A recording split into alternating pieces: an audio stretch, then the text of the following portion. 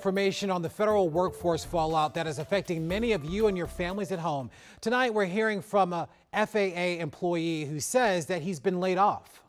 When you cut people that are involved directly with safety, it's concerning for the public's safety in our national airspace. All week long, we've reported on the mass firings of government workers. We've also spoke with experts to break down employee rights and options during this rather difficult time. Our Alexis Wainwright spoke with the employee who is directly impacted by these changes. He says that he's simply angry and in shock. A disabled veteran says he was inspired to share his story after being laid off in hopes of change. He says he does important work with the FAA, and these cuts are putting the public at risk. It was just kind of like a total surprise. Jason King says he still can't believe he's without a job. He received this letter of termination Friday and is just one of the thousands of people who has been laid off as the Trump administration continues mass firings to shrink the U.S. federal government. I was kind of under the impression that I would be protected. So we have an SF-50, which is the equivalent to like a DD-214 in the military.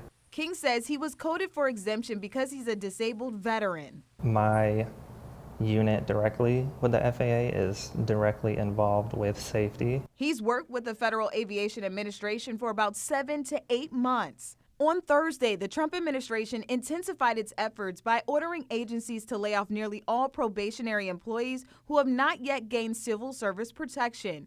Federal workers in that probationary period typically have less than 1 year on the job.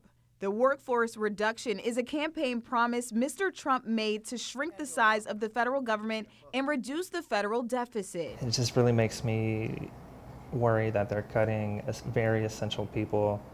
The FAA is already really understaffed as it is. He says a lot of his team he works with were heavily involved with looking at what happened in the tragic plane crash near Reagan National Airport. You know, everybody's still trying to get their heads wrapped around what just happened, and the next thing you know, they're cutting people from the safety department who deal directly with those type of incidents. And tonight, he sends a firm message to President Trump and his administration. I would say aviation safety should never be treated as a budget item that can just be completely cut.